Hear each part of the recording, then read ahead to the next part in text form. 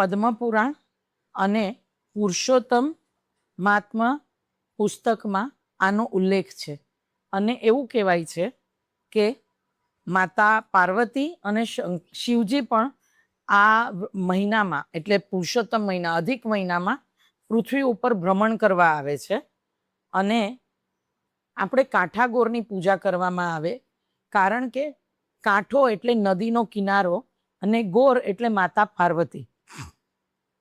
માતા પાર્વતીની પૂજા શા માટે?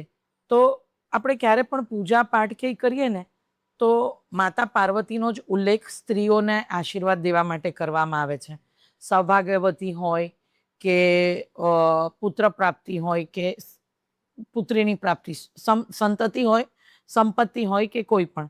અને આમ પણ મા પાર્વતી એટલે જેટલા બી આપણે દેવી છે એ બધાના સ્વરૂપ એટલે એ આદિશક્તિ આપણે કહીએ છીએ. એટલે એમની પૂજા કરવાની અને કાંઠા ઉપર એટલે નદીના કાંઠા ઉપર એની પૂજા કરવાની એટલે કાંઠાગોરની પૂજા કહેવામાં આવે. હવે ઘણા લોકોને પ્રશ્ન છે કે એમાં 5 ગૌરી કેમ રાખવામાં આવે?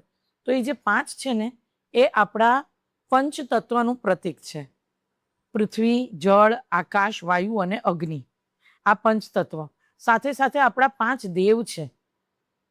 ગણપતિ બાપા પ્રથમ પૂજનીય, શિવજી, મા દુર્ગા, વિષ્ણુ ભગવાન અને સ્વયં સૂર્યનારાયણ.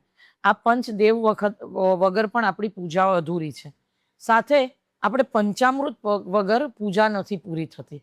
એટલે આ 5 વસ્તુનું પ્રતીક છે. એટલે આપણે આ કાંઠાગોરમાં 5 ગૌરી રાખીએ છીએ અને અબેલ, ગુલાલ, કંકુ, ચોખાથી એની પૂજા કરી એમને ફૂલ અર્પણ કરવાના, દીપ ધૂપ લગાવીએ અને સૂતરના દોરાથી એમને વસ્ત્ર પહેરાવતા હોઈએ ને એવો ભાવ કરી અને એમની પૂજા કરવામાં આવે છે.